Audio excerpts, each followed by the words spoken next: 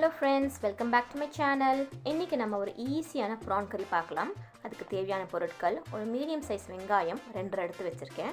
அதுக்கு அப்புறமா 2 தக்காளி, கொஞ்சோண்டு பூண்டு, அப்புறம் இஞ்சி, பச்சை மிளகாய், மிளகு, அப்புறம் ஜீரகம், அப்புறமா கொத்தமல்லி விதைகள், காஞ்ச மிளகாய். இது வந்து கொஞ்சம் காரமாக தான் இருக்கும். ஸோ உங்கள் காரத்துக்கு தகுந்த மாதிரி நீங்கள் மிளகாய் எடுத்துக்கோங்க. அப்புறமா ப்ரான்ஸ்.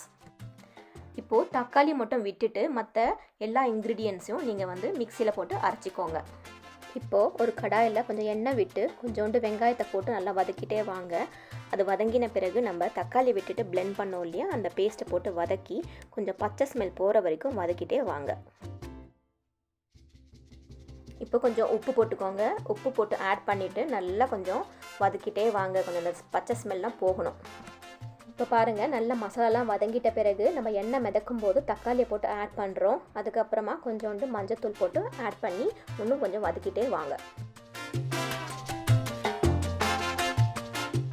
இப்போ பாருங்கள், கொஞ்சம் நல்லா தக்காளி நல்லா மசிஞ்சு வந்துருச்சு. இந்த டைமில் உங்களுக்கு எவ்வளோ வேணுமோ அந்த கிரேவி தகுந்த மாதிரி தண்ணி ஊற்றி நல்லா கொதிக்க விடுங்க.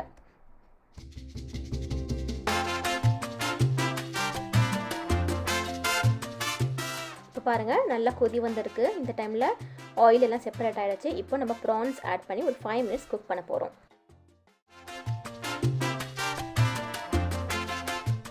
இப்போ 5 மினிட்ஸ்க்கு அப்புறமா நம்ம கொத்தமல்லியும் கொஞ்சோண்டு லெமன் ஸ்க்வீஸ் பண்ணி விட்டுட்டு ஃப்ளேம் ஸ்விட்ச் ஆஃப் பண்ணிடலாம்.